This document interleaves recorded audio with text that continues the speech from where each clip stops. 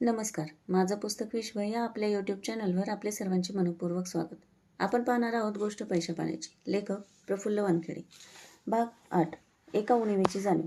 मराठी माणसात सेल्स आणि मार्केटिंगबाबत अनामिक भीती, दबाव, न्यूनगंड किंवा कमीपणाची भावना जाणवते. जोपर्यंत मराठी जनांना सेल्स आणि मार्केटिंगच्या कामाची लाज वाटत राहील, तोपर्यंत इथे उद्योग व्यवसाय संस्कृती रुजणार नाही. युवराज आणि मी दोघे सोबतच मुंबईत आलो. तो कोल्हापूरचा. पश्चिम महाराष्ट्र म्हटलं की रांगडागडी, बोलायला कडक आणि बिनधास्त, अशी एक आपली सर्वसामान्य समजूत असते. परंतु युवराज या सर्वांना अपवाद. तो एकदम मितभाषी, शांत, तसेच निर्व्यसनी. आमची पूर्वी काही ओळख नव्हती. मी जिथे नोकरी करायचो त्याच बिल्डिंगमध्ये तोही एका कंपनीत काम करायचा. दोघांचीही वेळ एकच, त्यामुळे येता जाता भेट व्हायची. मुंबईत येऊन मला एक महिनाही झाला नव्हता. लोकल ट्रेनची मला प्रचंड भीती वाटायची. पहिल्यांदा ट्राय करायला गेलो आणि जाम चिंबलो गेलो. अगदी भुगा झाला. त्यामुळे रोज बसने कांदिवली ते अंधेरी प्रवास करायचो. एक दिवस सकाळी सकाळी नेहमीप्रमाणे बसमध्ये शिरलो आणि अचानक युवराज त्या बसमध्ये दिसला. मी पटकन त्याच्या बाजूच्या सीटवर बसलो. त्यानेही मला लगेच ओळखले. बस सुरू झाली तसा दोघांनीही एकाच वेळी एकमेकांना एकच प्रश्न विचारला. कांदिवलीतच राहता का? ही वेळ, ही फ्रिक्वेन्सी आमची मैत्री होण्यासाठी पुरेशी होती. दोघेही खळखळून हसलो. त्या प्रवासात एकमेकांबद्दल बरेच कळले. तोही महिन्याभरापूर्वीच माझ्यासारखाच गावाहून आलेला. खेडेगावातच वाढला. शिक्षण जिल्ह्याच्या ठिकाणी घेतले. त्याचे नुकतेच एम.ए. पूर्ण केले होते आणि मुंबईत नोकरी मिळाली म्हणून इकडे आला. शेतकरी कुटुंब, बोलीभाषा दोघांचीही गावरान, ट्रेनमधली फजितीही सारखीच आणि नुकतेच दोघांचेही नवे नवे मुंबई कनेक्शन. यामुळे पहिल्या भेटीतच आमची मैत्री जमली. पुढे 4-6 महिने बसने सोबत येणे जाणे व्हायचे. दुपारी दोघेही ऑफिसला असलो की एकत्र जेवायचो. अगदी एकमेकांच्या रूमवरही हक्काने येणे जाणे व्हायचे. युवराज मितभाषी, शांत असला तरी अत्यंत हुशार होता. कामातली त्याच्या विषयातली ग्रास्पिंग पॉवर भारी होती. परंतु काही महिन्यातच त्याची हुशारी त्या कंपनीतील सो कॉल्ड जुन्या खोडांना रुचली नाही आणि याच्याशी राजकारण सुरू झाले. हा सुद्धा भारी होता. ताबडतोब राजीनामा तर दिलाच, वर मॅनेजमेंटला खरे काय ते सगळे लिहून कळवले. लगेच आठवडाभरात त्याला एका मोठ्या आंतरराष्ट्रीय कंपनीत चांगली नोकरीही मिळाली. पुढे 4-5 वर्षात त्याने खूप चांगली प्रगती केली. घर घेतले, गाडी घेतली, लग्नही झाले. बायको इंटेरियर डेकोरेशन करणाऱ्या मोठ्या कंपनीत कामाला. सुखवस्तू कुटुंब झाले. या सर्व प्रवासात आमची मैत्री चांगली घट्ट झाली होती. युवराजचा भाऊ सरकारी नोकरीत होता. त्यामुळे त्याला आता घरची अशी काही जबाबदारी नव्हती. तो हुशार होता. सगळे काही तोलून मापून आणि प्लॅनिंग करून करायचा. असाच एक दिवस त्याचा फोन आला. म्हणाला, रविवारी सकाळी गोरेगावला अमुक अमुक ठिकाणी ये. मी काय किंवा कशासाठी असे काही विचारले नाही. सहसा आम्ही मित्र रविवारी नाश्त्यासाठी भेटायचो. मी म्हटले असेल कोणता खाण्याचा अड्डा. आम्ही दोघे तिघे तिकडे पोहोचलो. त्या पत्त्यावर गेलो तर आश्चर्याचा धक्काच बसला. आमच्या युवराजने चक्क स्वतःचा व्यवसाय सुरू केलेला आणि त्या दिवशी ऑफिसची पूजा होती. आम्हाला खूप आनंद झाला. हा आश्चर्याचा धक्का खूप सुखकारक आणि अभिमानास्पदही होता. त्याचे आणि त्याच्या कुटुंबातील सर्वांचे अभिनंदन करून आम्ही अगदी सर्व पूजा उरकून रात्रीच घरी पोहोचलो. 2005-06च्या काळात बांधकाम क्षेत्र खूपच तेजीत होते. एकंदर सर्वच क्षेत्रात भरभराटीचे ते दिवस होते. याने बांधकामासाठीच्या अत्यंत आधुनिक मशीनच्या काही डीलरशिप्स मिळवल्या होत्या आणि त्यांना मागणीही प्रचंड होती. युवराजबद्दल आमचा सर्वांचा आदर आणि अभिमान वाढला होता. पुढे 8-15 दिवसातून तो भेटायचा. नेहमी काही ना काही कारणाने बोलणेही व्हायचे. सुरुवातीचे 3-4 महिने तसे बरे गेले. पुढे पुढे मात्र याच्याशी बोलताना तो तणावात असल्याचे जाणवायचे. धंद्यासाठी त्याने 6 महिन्यांचा पैशांचा जुगाड करून ठेवला होता. शिवाय पत्नी नोकरीला असल्याने आणि भावाचीही नोकरी असल्याने एवढी काही बिकट परिस्थिती नव्हती. पण तो नीट काही सांगत नव्हता. एक दिवस संध्याकाळी मीच मुद्दाम त्याच्या ऑफिसला गेलो. त्याच्या स्टाफची माणसं निघून गेलेली. त्यामुळे आम्ही दोघेच होतो. मी त्याला त्याचे तणावात असण्याचे कारण स्पष्टच विचारले. माझा चांगला मित्र असल्याने कोणताही संकोच न करता त्याने सांगितले की सेल म्हणावा तसा होत नाहीये या मशीन्सचा. माझा जो अंदाज होता तो चुकलाय. व्यवसाय सुरू केल्यापासून आजपर्यंत एकाही महिन्यात साधे ऑफिसच्या भाड्याचे, विजेचे, फोन बिल्सचे किंवा लोकांच्या पगाराचेही पूर्ण पैसे निघत नाहीत. प्रत्येक महिन्याला मीच टाकतोय. आता 5 महिने होतील. काही सुचत नाहीये. मी बराच वेळ त्याच्यासोबत बोललो. आपण काठावर उभे राहून पोहायला येत नसताना उगीच एखाद्याला कसे काही शहाणपणाने पोहायला शिकवणार म्हणून फक्त ऐकून घेत होतो. माझेही डोके बधीर झाले. मीही त्याच्या पंक्तीला जाऊन बसलो, संपूर्ण हँग. मी म्हटले, आपण अजून 2-3 एक्सपर्ट लोकांशी बोलू, मग ठरवू. तोपर्यंत काही पैसे लागले तर हे घे. म्हणून माझा एक चेक त्याच्याकडे तो नको म्हणत असतानाही ठेवून दिला. महिना असाच गेला. त्याचा विषय माझ्या आकलनशक्तीपलीकडचा होता. बरं, कोणी सल्ला देईल असा तज्ज्ञ माणूस युवराजपेक्षा त्याच्या क्षेत्रातला तरी माझ्या परिचयातला नव्हता. त्यामुळे हात टेकण्याशिवाय माझ्याकडे गत्यंतर नव्हते. महिनाभराने मी पुन्हा त्याच्या ऑफिसमध्ये गेलो. एकत्र जेवलो आणि पुन्हा याचे तेच सुरू झाले. या महिन्यात तर एकही मशीन विकले गेलेले नाही. मी सहज विचारले, किती ठिकाणी कोटेशन दिले? किती जणांना भेटलास? तुला का ऑर्डर मिळेनात? मनाला कोटेशन पाठवतोय, भेटतोय सुद्धा. का कोण जाणे? आपल्याला पुन्हा बोलावतच नाहीत. मी म्हटले, मग तू परत जातोस का त्यांच्याकडे? तो म्हणाला, एकाच क्लायंटकडे किती वेळा जायचं? सारखं सारखं नाक घासायला आपल्याला नाही जमत. एवढं भारी टेक्निकल प्रॉडक्ट आहे आपलं. 4 वेळा दारात जातोय, पण कधी कधी तर साधा चहाही विचारत नाहीत. साधा 7वी पास नसलेला बिल्डर रुबाब मात्र दाखवतो. माझ्या शिक्षणाचा, क्वालिटी प्रॉडक्टचा पार कचरा करतो. एकंदर हा प्रकार थोडाफार माझ्या लक्षात आला. युवराजला सेल्स व मार्केटिंग जड जाते. आपल्या मराठी माणसात सेल्स आणि मार्केटिंगबाबत अनामिक भीती, दबाव, न्यूनगंड किंवा एक वेगळीच प्रकारची कमीपणाची भावना जाणवते. ती सर्वांसारखी त्याच्यामध्येही होती. जोपर्यंत याबद्दल नीट जागृती होत नाही तोपर्यंत आपल्या समाजात, मग तो जवळचा मित्र असला तरी, उद्योगधंद्यावर बोलणे म्हणजे पालथ्या गड्यावर पाणी. तसं युवराज माझ्यापेक्षा सिनियर आणि फार मॅच्युअर्ड. मला जे वाटले ते मी त्याला सांगितले. पुढचे 4-6 महिने हे सुरू होते. कधीतरी एखादी ऑर्डर यायची, तर कधी दुष्काळ. वर्षभरात युवराजच्या लक्षात आले, आपले काही खरे नाही. गावाकडचे लोक, मित्र, नातेवाईक, सासूरवाडीकडचे लोक आता त्याला टोमणे मारायला लागले होते. त्याला खरे तर पैशांपेक्षा या टोमण्यांचा जास्त त्रास होत होता. त्यांनी जेवढी प्रतिष्ठा, मानसन्मान कमावला, तो सगळा इथे धुळीस मिळतोय की काय, एवढी शंका त्याला वाटायला लागली. लोकलज्जा वाईट असते. सगळे संपते हे त्याच्या लक्षात आले होते. मग त्याने एक दिवस अचानक सांगितले, मी हे सगळं बंद करतोय आणि भारतातूनच बाहेर पडतोय. ऑस्ट्रेलियामध्ये चांगला जॉब मिळतोय, चांगलं पॅकेजही, बायकोही आनंदाने तयार आहे. महिनाभरात इकडे सगळं गुंडाळून युवराज सरळ तिकडे गेला आणि तिथे स्थायिकच झाला. तो तसा हुशारच. कॉर्पोरेटमध्ये आता चांगलं करिअर करतोय, आनंदी आहे. भारतात आला की हमखास भेटतो. उद्योगाचा विषय निघाला की भावूक होतो. त्याच्याकडे सगळे होते, बुद्धी, पैसा, घरचा सपोर्ट, पत्नीची सोबत, emergency fund, running capital, office, कामासाठी लोक, सर्वोत्तम शिक्षण, प्रामाणिकपणा. तरी तो व्यवसायात फेल झाला. कारण त्याच्याकडे सेल्स आणि मार्केटिंग हे उद्योग व्यवसायाचे बेसिक कौशल्य नव्हते. आपण एखादा व्यवसाय सुरू करतो, अगदी त्यासाठी जीव ओतून कष्ट करतो, दिवसरात्र काम करतो, पण त्याचे योग्य मार्केटिंग करता आले नाही, लोकांना ते नीट समजावून सांगता आले नाही, तर तुमचे उत्पादन कितीही सर्वश्रेष्ठ असले ते विकले जाणे कसे शक्य आहे? रोज नवनवीन कंपन्या येत आहेत. स्पर्धा तर आहेच. जगातले बरेच जण हुशार आहेत. त्यांच्याकडेही तुमच्यासारखीच सेवा आहे.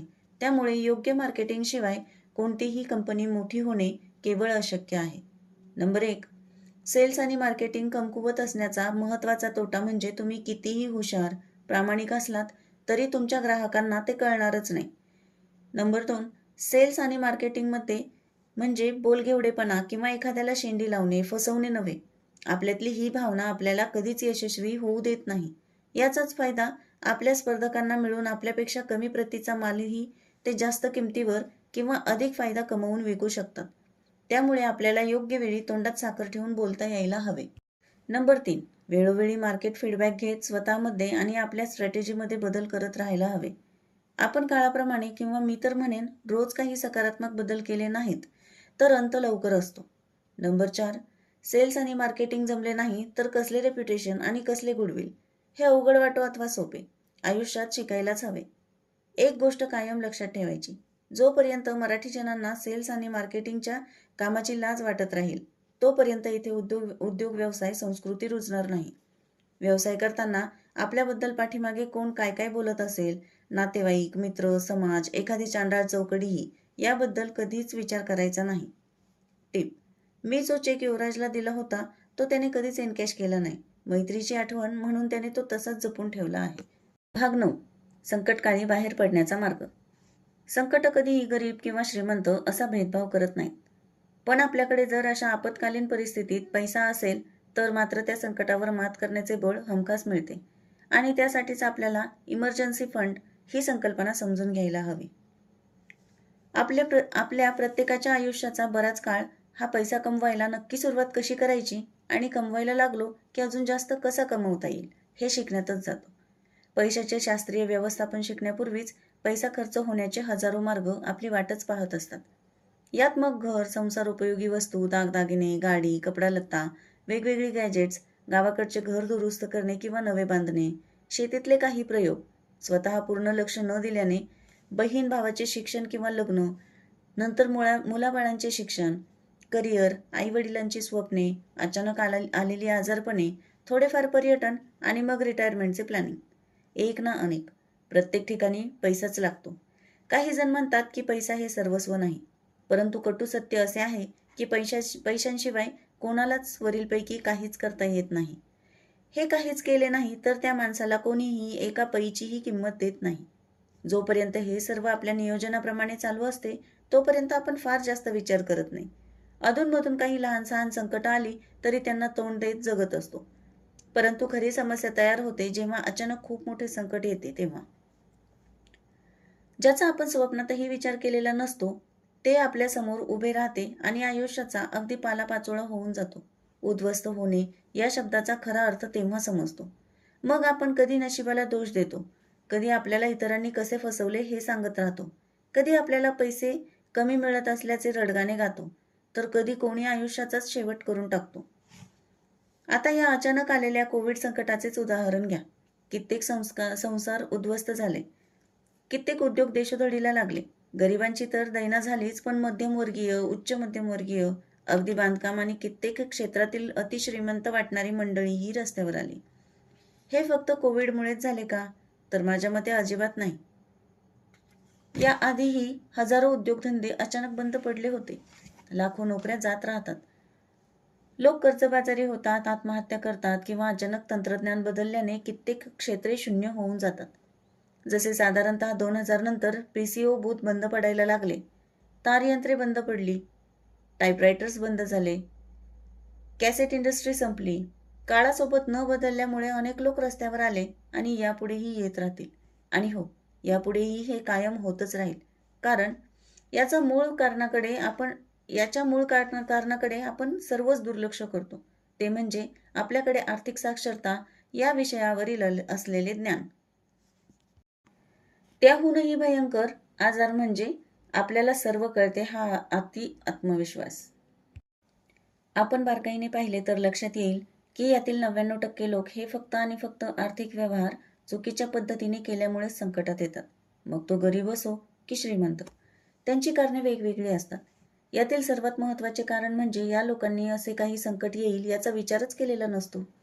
त्यामुळे अशा संकटातून बाहेर पडण्यासाठी काही आपत्कालीन व्यवस्थाही तयार केलेली नसते. खरे पाहता अर्थशास्त्रात या गोष्टीला खूप महत्त्व आहे. उत्पन्न, जमा, खर्च, बचत आणि गुंतवणूक यासोबत आपत्ती व्यवस्थाही आपल्याकडे असलीच पाहिजे. अगदी आपले रोजचे आयुष्य जगताना याचे अनन्यसाधारण महत्त्व आहे. फक्त आपण त्याकडे अर्थशास्त्रीय दृष्टिकोनातून पाहायला हवे. आपत्कालीन सुरक्षा व्यवस्था नसेल तर हमखास नुकसान ठरलेलेच. आज आपण याविषयी वेगवेगळ्या उदाहरणातून समजावून घेऊ. माझ्या नोकरीच्या सुरुवातीच्या काळात मी मोठमोठ्या औष्णिक प्रकल्पाच्या डिझाईनचे काम पाहायचो. त्यात बॉयलर, बऱ्याच महत्त्वाच्या प्रोसेस मशीन्सचे कॅल्क्युलेशन्स, त्याच्या ॲक्सेसरीजच्या डिझाईन्सची आकडेमोड पाहायचो. उदाहरणादाखल सर्वांनीच पाहिलेली औद्योगिक चिमणी घ्या. याचे डिझाईन करताना बऱ्याच गोष्टी ध्यानात घ्याव्या लागतात, जसे की वादळ, वारा, पाऊस, आतून अतिउष्ण वायू, प्रचंड प्रदूषण आणि अजून बऱ्याच संकटाशी झुंजत ती चिमणी कोणत्याही आधाराविना वर्षानुवर्षे उभी ठेवायची असते. बरं, तिची उंची आणि आकार इतका अवाढव्य असतो की कोणत्याही परिस्थितीत ती कोसळणार नाही याची पूर्ण हमी घेणे फार महत्त्वाचे असते. या चिमणीतून अत्यंत उष्णघातक वायू जात असतात. काही केमिकल रिॲक्शनमुळे त्यात सल्फ्युरिक ॲसिड तयार होण्याचाही धोका असतो. त्यामुळे ती चिमणी गंजू शकते. ती लोखंडाची असल्याने तिची झीजही होत असते. या परिस्थितीत तिची जाडी तसेच सपोर्ट डिझाईन करायचो. तेव्हा वरील सर्व घटक गृहीत धरून जो आकडा येईल त्यात 50%हून अधिक किंवा कधीकधी त्याहीपेक्षा जास्त सेफ्टी मार्जिन ठेवून ती बनवायला द्यायचो. एवढे करूनही चिमणीच्या तळाला एक ड्रेन विंडो तसेच ही घातक द्रव्ये काढायला एक सेफ्टी विंडो द्यायलाच लागते. चिमणीचे मुख्य कार्य तो घातक वायू वरच्या दिशेला सोडायचे असले तरीही तळाला अजून एक विंडो असते. नंबर 1.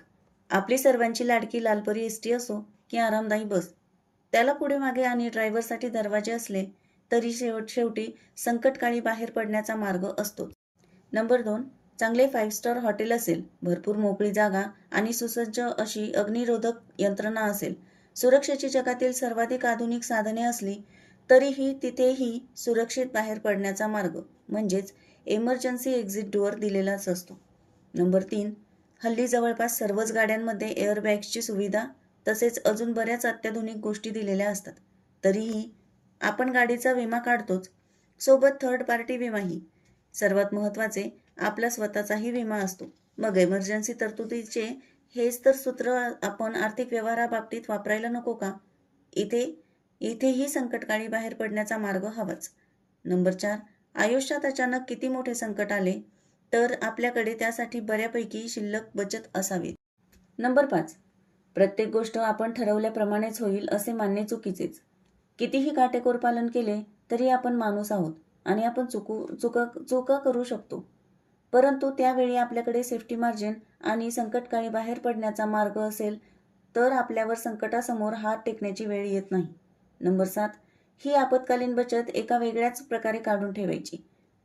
आपल्या एकूण उत्पन्नाच्या 10 ते 30% रक्कम ही या कमी वयाच्या 25 पासूनच साठवायला सुरुवात केली तर पुढे आयुष्यात कितीही मोठे संकट आले तरी आपण कधीही डगमगून जात नाही. कमावणे आणि खर्च करणे म्हणजे आर्थिक साक्षरता नव्हेच. नंबर 8. बचत कशी करायची, कशी वाढवायची यासाठी अभ्यास, वाचन आणि कृती महत्त्वाची. नंबर 9. आर्थिक साक्षरतेचे शिक्षण प्रत्येक माध्यमिक शाळेत, महाविद्यालयात आणि प्रत्येक क्षेत्रात व्हायलाच हवे. असे संस्कार झाले आणि यावर खरीच कृती झाली तर हाच खरा श्रीमंतीचा मंत्र ठरेल. नंबर 10. वय 22 ते 35 पर्यंत जर प्रत्येकाने कटाक्षाने बचत, गुंतवणूक आणि काही हिस्सा या अशा संकटसमयी वापरायला बाजूला काढून ठेवावाच. या तरुणांनी सोशल मीडिया, डिजिटल स्क्रीन वेळ कमी करून वाचन वाढवावे आणि आपल्या कामातून, कृतीतून जास्तीत जास्त आर्थिक प्रगती करावी. आपण आर्थिकदृष्ट्या साक्षर झालो तरच या जगात आपला टिकाव लागतो, नाहीतर आयुष्यभर या पैशांच्या मोहात गाढवासारख्या फेऱ्या मारत राहतो. आर्थिक साक्षरतेचे महत्त्व जाणून घ्या आणि आजपासूनच आपली वाटचाल सुरू करा. आणि नेहमी लक्षात ठेवायचे, saving must be top most priority, not just thought. धन्यवाद. तर कसा वाटला आजचा ऑडिओ कमेंटमध्ये नक्की सांगा. चला तर मग आपणही आजपासून आर्थिकदृष्ट्या अर्थसाक्षर होऊया. आणि हो, लाईक, शेअर, सबस्क्राईब करायला विसरू नका. धन्यवाद. भेटूया पुढच्या भागात.